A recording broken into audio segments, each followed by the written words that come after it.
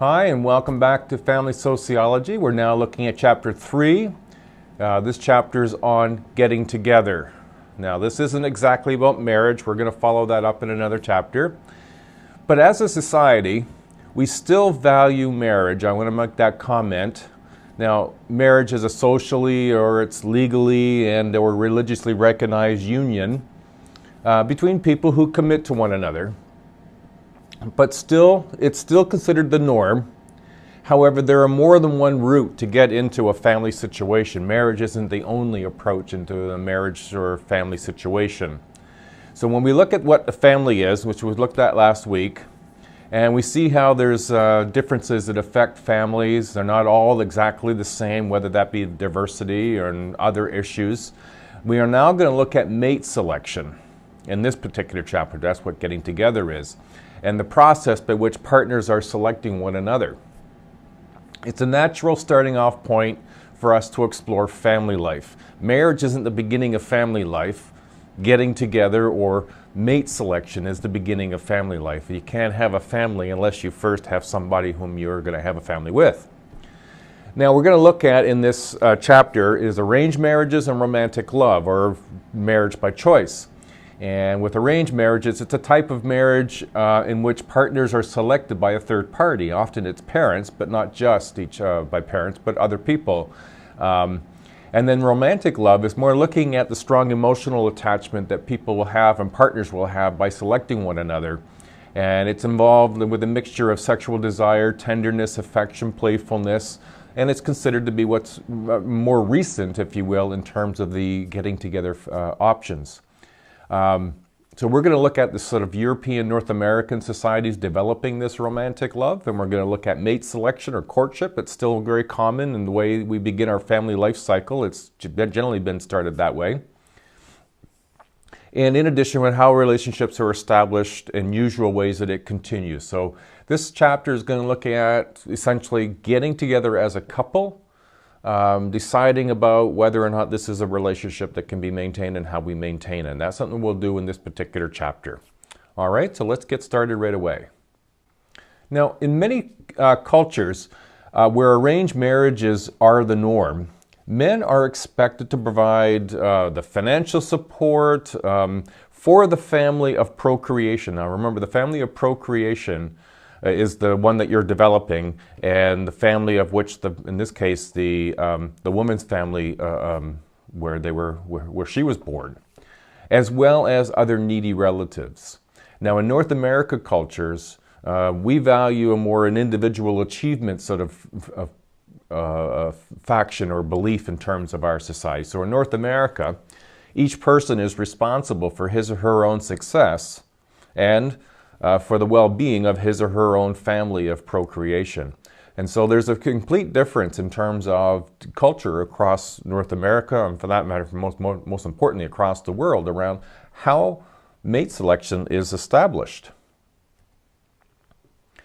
Now, mate selection began as it's the most common starting point for any family. Pairing may be heterosexual, or in more modern times today, we see it as also homosexual. Now, the first step is mate selection. That's the first part of any family start, is mate selection. Whether that is something that you've done over a long period of time and really try to establish a connection with somebody, or whether that was something that happened much more quickly, but nonetheless, that mate selection is what is the first stage, or the first step, if you will, of any family beginning. Now, the next steps can vary. Some couples live together, but they never marry. Some couples marry before living together. Many begin with a premarital cohabitation and eventually marry. Now, that even varies from province to province. We'll find that in Quebec, it's a very high rate of cohabitation in relationship to other provinces. And so all families begin with mate selection, but then how that process unfolds for people can vary from person to person and from couple to couple. Now, what's really important when we look at the beginning of this family cycle and establishing a connection between two people is what's called these developmental tasks. And there's two primary developmental tasks associated with establishing a couplehood or or a mate selecting and establishing that relationship to where you might want to start a family. The most important in young adulthood is establishment of intimacy. Now, intimacy in this case, in terms of family cycle, isn't necessarily what you might suspect or might think. Intimacy is a sense of close emotional connection, a relationship with one another, where the ability and freedom to disclose one and another's innermost secrets and innermost selves to the other person. And so intimacy is something that you don't have with very many people, and having a high level of intimacy with someone unique and special in terms of a partner is where that level of disclosure is very high. And so you don't hide who you are, you sort of disclose and build trust and establish that sort of connection that you have with one another, where it becomes a natural flow to begin starting a family when you have a level of commitment and intimacy that's very high. The second developmental stage here is that of a foundation of a relationship that separates you from everybody else. And so a defining relationship of self, realigning relationships with one another and one another's partner's family, their friends, establishing the foundation of a relationship. So who am I to you? Who am I to your friends? Who are your friends to me and us? Who are our families to one another? And establishing this sort of, this is who we are in relationship to everybody else. We're not so much just individuals now. Now we're becoming a partnership, a couple. And so defining that sense of self. So there's two developmental tasks that are important before starting a family. And typically it's this development of intimacy and a sense of this higher level of trust and disclosure, and establishing a foundation of a relationship of defining oneself and defining the couplehood. According to symbolic interactionalists, interacting patterns that are formed while dating often continue throughout the relationship. And so we find a continuity about how we date and the sort of, how we fight, how we make up, how we dialogue, who does what, the sharing of responsibilities of how we do that in our dating is often how we carry through in terms of our formal relationship and family life thereafter. Now, mate selection is divided into two basic streams. It's either decided by the couple, that's one, or the second would be decided by the family of the couple.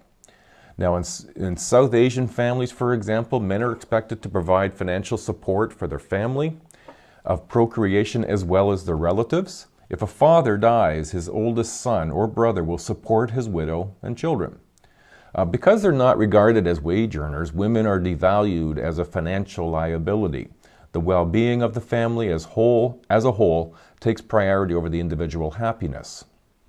Now, in most societies and historical periods, marriage has been at least partly arranged through most cultures and over most time. It's only been in the more recent time that things have been altered, based on familial considerations rather than individuals' desires. Although arranged marriages have become rarer, they continue to occur in many parts of the world among many immigrant groups in Western societies. There are many pressures on children of new Canadians to marry within their ethnic group. A common strategy used by parents is to restrict the social interactions of their children. Because they may not want to follow the customs that they've learned in Canada instead of those of their own ethnic group, second-generation immigrants indicate that conflicts with their parents in the realm of dating and marriage are pretty common. And we'll talk about this a little bit later, but in sociological perspective, the newer, younger Canadians that come from parents of different backgrounds find that living in two cultures, their parents' culture and their new Canadian culture, find there's oftentimes conflicts about how to behave and how to dress and how to act and dating customs and other kind of customs.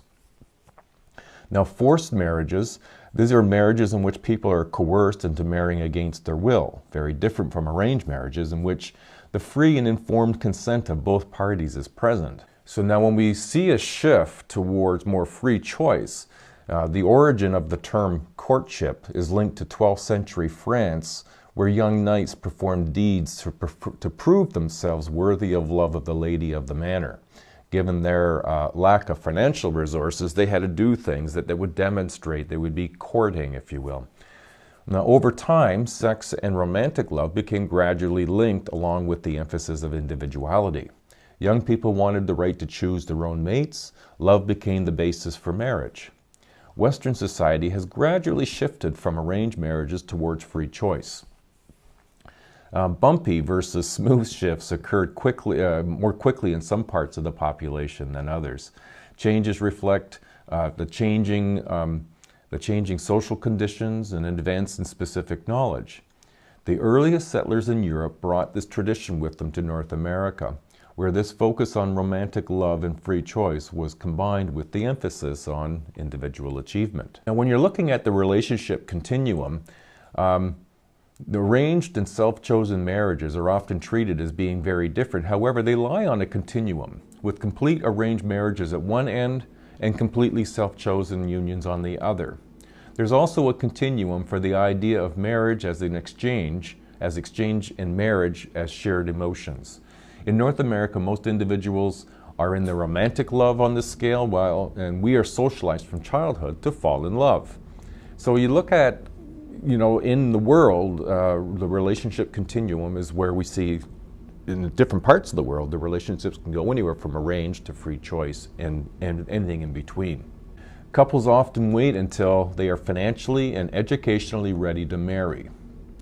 Now, men are more likely than women to show off their material assets, the education that they have, their job, their car, where women tend to emphasize physical appearance through increasingly their ability to contribute financially. And we see that a lot in our Canadian society, is that with there being more diversity in the workforce, more women taking on work before starting families, we see that financial stability is becoming a very important element about unions and marriages.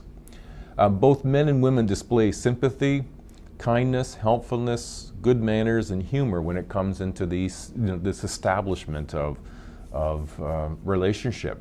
Now, there's two sort of theories here. One is complementary needs hypothesis, and here's where individuals feel most attracted to potential partners who complement them, as reflected in the saying that opposites attract. Now, there's an interesting response to this theory, and one is that often those most successful relationships that last the longest are based on the relationships of people who are more similar. That opposites aren't actually the thing that brings about the greatest long-term success in relationships. Now, social exchange theory, this is based on the idea that individuals evaluate the potential success of a relationship based on a number of comparisons. An example would be like peer comparisons. How does this person that I'm thinking about compare to other people? Physical attractiveness in female partner, status, financial resources in the male partner. People tend to fall between two extremes, either using both exchange values and emotional appeals to attract a mate. There isn't an absolute way in which mate selection happens, but there are certainly theories about how that might occur, and it's because of such much variation in cultural backgrounds, in sociological perspectives, in order to nail down any particular one way that any persons get together in terms of the relationship towards family. Now, with the freedom of choice, theoretically we can marry almost anyone we choose, but we are limited in some social and cultural ways. There are legal barriers to marrying certain people, one marriage at a time, for example. Incest is taboo, and then there are things that are called endogamy and exogamy. The term endogamy means marrying within your specific group, whereas exogamy means to marry outside your own social group. Now, geographical factors are important here. We tend to marry within the specific regional area. And so the tendency is, whether you marry within your group or outside your group, you tend to marry within your geographical area.